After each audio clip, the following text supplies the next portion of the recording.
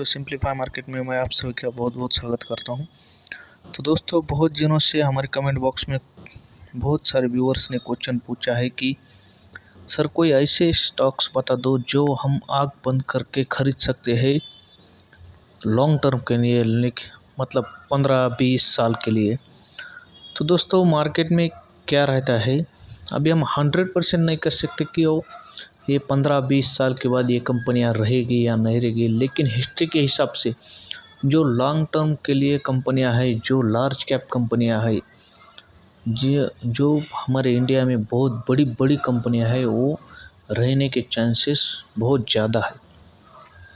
रहने के चांसेस मतलब उनका रिटर्न अच्छा मिलना, या फिर हम जो बोलते हैं कंपनी डूब गई, तो वैसी बातें उनके साथ नहीं हो सकती, क्योंकि उनका बिजनेस उस टाइप का है कि 15-20 साल के बाद भी वो कंपनियां बहुत अच्छे से परफॉर्म कर सकती है। उनमें से ही कुछ 10 एक कंपनियां मैंने यहाँ पे आपके लिए लाई है। आप लोग ये लॉन्ग टर्म के लिए खरीदने के बारे में सोच सकते हैं। ये कोई बाय या सेल के लिए रिकमेंडेशन नहीं है, ये लोग आप ध्यान में रखिए।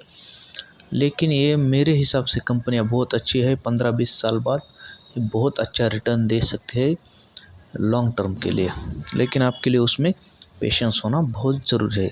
तो सबसे पहले हमारी कंपनी है, मेरी फेवरेट कंपनी एशियन पेंट। देखिए दोस्तों, एशियन पेंट जो कंपनी है, इसका कोई भी तोड़ नहीं है इंडिया में अभी पेंट के बाज़ार में, क्योंकि बर्गर पेंट उसके आसपास भी नहीं है, उसका हब भी नहीं है। सेकंड नंबर पे, फर्स्ट नंबर पे इंडिया पे एशियन पेंट है, सेकंड नंबर पे बर्गर पेंट है, लेकिन सेकंड नंबर वाली कंपनी भी उसके आसपास नहीं है। मतलब उसकी कितनी मोनोपोली है, ये लोग आप देख सकते हैं।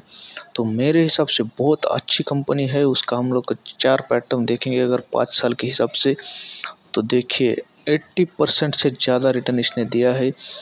आप लोग बोलेंगे 80% क्या ही है, तो देखिए, अगर लॉन्ग टर्म के लिए देखना चाहते हो 15-20 सालों के लिए, तो आपको लार्ज कैप कंपनियां ही देखनी पड़ेगी, और इसमें बहुत अच्छे से रिटर्न 80% ये अच्छे रिटर्न है 5 साल के लिए लॉन्ग टर्म कंपनी में। इसका चार्ट देखिए कैसा चलता है, सीधा ऊपर ही जा रहा है। दूसरी कंपनी है हमारी हिसाब से रडार पे, वो है टीसीएस। आईटी सेक्टर की बहुत सबसे बड़ी कंपनी है इंडिया की, और मेरे हिसाब के टाटा का नाम जो है, जिस ब्रांड में टाटा का नाम लगा रहता है, वो ब्रांड कभी डूबता नहीं है। तो 15-20 साल बाद भी मुझे ऐसा लगता है, क्योंकि आईटी सेक्टर तो ख़त्म नहीं होने वाला, तो इसकी वजह से ये कंपनियां बहुत अच्छा परफॉर्मेंस दे सकती है। टाटा की है कंपनी, और इसमें 100% से ज़्यादा रिटर्न दिया है 5 साल के भीतर। ये भी कोई बुरी बात नहीं है। लगभग सारी कंपनियां डबल हो जाती है 5 साल में, और लार्ज कैप में आप लोगों को स्लोली रिटर्न बनते देखना होगा, कंपाउंडिंग की तरह। अगर 15-20 साल के लिए होल्ड रखना चाहते हो, इतना पेशेंस तो आपको रखना ही पड़ेगा। तीसरी कंपनी है एचडीएफसी बैंक। ये जो बैंक है, एचडीएफसी बैंक प्राइवेट सेक्टर की सबसे बड़ी बैंक है आज के टाइम में, और आप लोगों को बिजनेस उसके बारे में बताने की ज़रूरत नहीं लगी। हालांकि अभी कुछ दिनों से ये बैंक एक कंसोलिडेशन जोन में चल रहा है। ये देखो, इतने ही जोन में चल रहा है। आप लोग बोलेंगे एक ही साल में इसने कुछ भी रिटर्न नहीं दिया आप लोग, और आप इसको रिकमेंड कर रहे हो। मैं इसको क्यों रिकमेंड कर रहा हूँ दोस्तों, क्योंकि लार्ज कैप के लिए बहुत अच्छी है ये बैंक, ये डूबने वाली नहीं है, बहुत अच्छी है। ठीक है, तो अगला स्टॉक है इन्फोसिस, आईटी सेक्टर की। ये भी सेकंड नंबर पे कंपनी है। हालांकि इसमें हम लोग देख सकते हैं इसका चार्ट पैटर्न कैसे अप डाउन होते रहता है। इसकी तरह स्टेबिलिटी नहीं रहती है। ये देखो, ये नीचे आया फिर अप जा रहा है। मैं आपको एक छोटी सी स्ट्रैटेजी बताता हूँ। जब भी आप लोगों को लार्ज कैप के लिए होल्ड रखना है, आपने एक शेयर खरीद लिया इन कंपनियों से, और उसको होल्ड रखने वाले हैं 15-20 साल की, तो जब भी ऐसा डाउनफॉल आता है, इसमें ऐसा डाउनफॉल आता है, जैसे कोविड के टाइम आया था, अभी इलेक्शन के दिन आया था, रिजल्ट के दिन, तो यहाँ पे आप एवरेज करने का सोच सकते हैं। तो आपका बहुत अच्छा एवरेज होने के बाद रिटर्न भी 1 साल में अच्छे से आने के चांसेस है। तो हमारी अगली कंपनी है स्टेट बैंक ऑफ इंडिया, ये बैंक आप लोगों को तो पता ही है, इसके बारे में मुझे ज़्यादा बोलने की ज़रूरत ही नहीं है। इससे अच्छा बैंक इंडिया में है ही नहीं। इसने विजय माल्या का स्कैम भी बचा लिया इस बैंक ने। आप लोग सोच सकते हैं 9,000 करोड़ का स्कैम होने के बाद भी इस बैंक पे ज़्यादा कोई फर्क नहीं पड़ा, वरना दूसरी बैंक में जब स्कैम हुए तो बैंक का चार्ट ऐसा डायरेक्ट डाउन आते दिखा हमने। कुछ बैंकों में स्कैम होने के बाद कैसा चार्ट आया, ऐसा डाउन आया, लेकिन इसका क्या है, इसमें बिल्कुल भी ज़्यादा कोई फर्क नहीं पड़ा। हालांकि रिटर्न के मामले में भी इसने 5 साल में कितने रिटर्न दिए हैं, 185%, मतलब उतने भी बुरे रिटर्न नहीं दिए हैं, लगभग 200% के आसपास इसने रिटर्न दिए हैं। और SBI के बारे में आपको तो पता है, गवर्नमेंट बैंक के है, इस पे स्पेशल अथॉरिटी भी है। SBI का चार्ट कभी भी नीचे नहीं जाने वाला है, क्योंकि भारत इंडिया की सबसे बड़ी कंपनी है ये। ठीक है दोस्तों,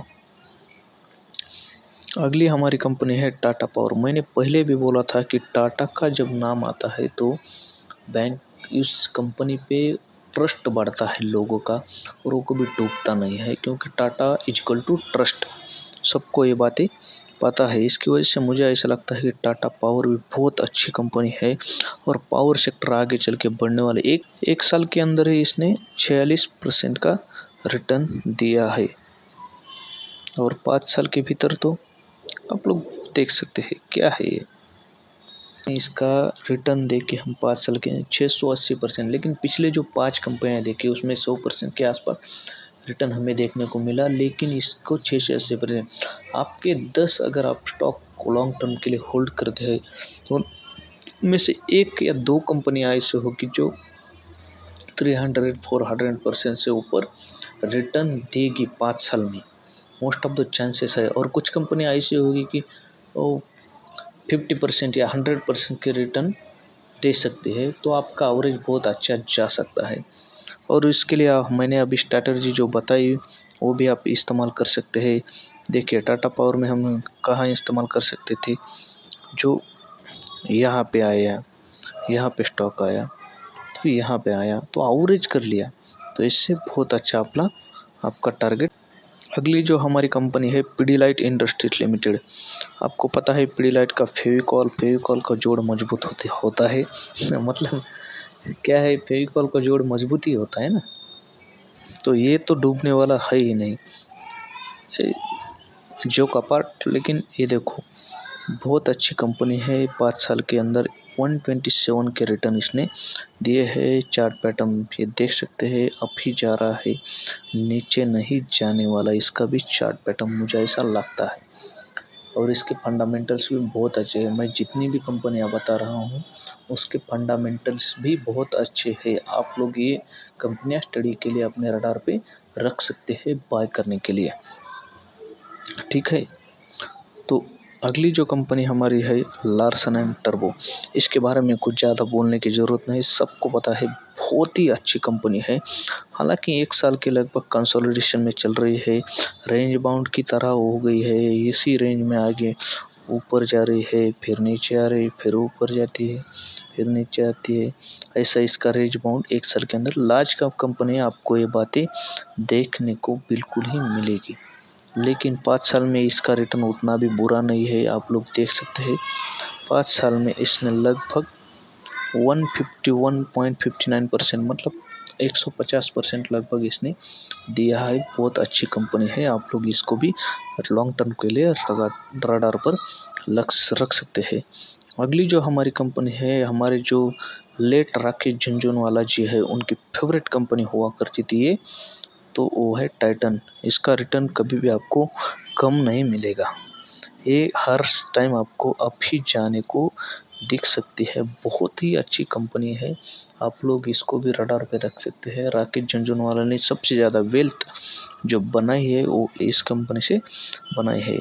आप लोगों को मैंने जो छोटा सा बताया उसमें आप लोग यहाँ पे ऐसा बाय करना चाहिए, एवरेज करना चाहिए। आपने स्टॉक होल्ड किया तो डबल क्वांटिटी में इसको एवरेज करने का सोचिए, तो आपको बहुत अच्छे रिटर्न्स मिल सकते हैं। लेकिन उसमें भी मैं आपको एक छोटा और क्लू देता हूँ। जब भी ये लार्ज कैप कंपनियाँ 10% से ज़्यादा नीचे गिरे, 10% से ज़्यादा नीचे गिरे, तो डायरेक्ट एवरेज कीजिए डायरेक्ट, क्योंकि आपको तो 15 साल या 20 साल के लिए होल्ड करना है ना। तो उस टाइम के लिए आप 10% या 15% में गिरे तो एवरेज कर लिए, इससे आपको बहुत ही अच्छा रिटर्न मिलने के चांसेस बढ़ते हैं इससे। और आखिरी जो हमारी कंपनी है वो है आईटीसी, जिस शेयर को बहुत सारे लोगों ने नाम रखा था 200 से ऊपर जाएगा ही नहीं, 200 का नोट है ये, ऐसा लोग बोलते थे उस टाइम पे। आज देखो कहाँ पे है शेयर, क्या रिटर्न दिया है इसने, 106% रिटर्न दिया है 5 साल के अंदर, 100% से ज़्यादा। अब आप लोग बोले इसको क्यों रडार पे रखा, क्योंकि दोस्तों सबसे बड़ी सिगरेट बनाने की जो कंपनी है वो आईटीसी की है। उस और आईटीसी के बहुत सारे फैले हुए बिजनेस है, मतलब हम जो खाते हैं स्नैक्स वगैरह जो बाज़ार में मिलते हैं, वो भी बहुत सारे आईटीसी के, आप लोग एक सर्च मारोगे गूगल पे, आईटीसी के बहुत सारे बिजनेस आपको देखने को मिल सकते हैं। आपको भी पता है सिगरेट बैन नहीं होने के चांसेस ही है इंडिया में, क्योंकि इससे सरकार का अच्छा खासा रेवेन्यू आता है। और सबसे बड़ी इंडिया की कंपनी जो है सिगरेट ब्रांड के लिए वो है आईटीसी, उसने 106% का 5 साल में रिटर्न दिया है। तो दोस्तों इतने ही हमारी कंपनियां थी, ये कोई रिकमेंडेशन नहीं है बाई के लिए या होल्ड करने के लिए। आप लोग इन सारी कंपनी को अपने रडार पे रख सकते हैं इन्वेस्टिंग आइडिया के लिए।